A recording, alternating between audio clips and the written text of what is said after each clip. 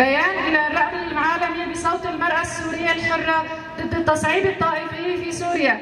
تشهد سوريا في الآونة الأخيرة تصعيدا خطيرا في الخطاب الطائفي والتحريض على العنف والقتل على الهوية ضد الطائفة الدرزية التي تشكل جزءا من النسيج السوري الأصيل، وهو انتهاك صارخ للقيم الإنسانية والمجتمعية لحقوق الإنسان، ويجب أن يدان بشدة من قبل جميع القوى والحركات النسوية في سوريا التي تؤمن بالمساواة والعدالة، وإن أي شكل من أشكال العنف ضد أي طائفة بغض النظر عن خلفيتها الدينية أو مذهبها هو تهديد مباشر للشعب السوري عامة وتهديد للاستقرار والتعايش السلمي. نحن نساء حلب نرفض وندين كل الانتهاكات ودعوات التحريض والنعرات ضد أي مكون سوري، وندعو المجتمع الدولي اتخاذ موقف حازم ضد هذه السياسات التمييزية والعنصرية والتي تهدف إلى تقسيم المجتمع وإشعال فتيل الحرب الأهلية.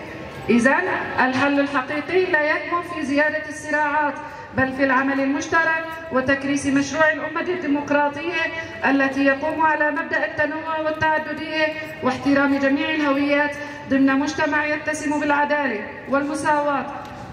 وبتبني هذا المشروع تحقن الدماء السورية ويعم السلام، وعلى أساسه نطالب جميع نساء سوريا بالتكاتف والالتفاف حول بعضهن لإرساء قيم الديمقراطية والتسامح ونيل كل فرد لحقوقه وحريته، بعيدا عن العنف والطائفية وعقلية الفصائل الداعشية المتطرفة وإفشال مخططاتهم بتقسيم سوريا وإبقاء الصراع والفوضى على أراضيها.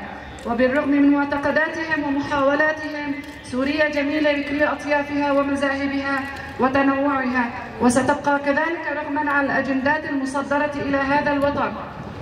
باسم نساء حلب نناشد كافة نساء سوريا والحركات النسائية والمنظمات الحقوقية النسوية بالتضامن ورفع أصواتهم عاليا للوقوف أمام هذه السياسات القمعية والإقصائية المليئة بدماء الأبرياء.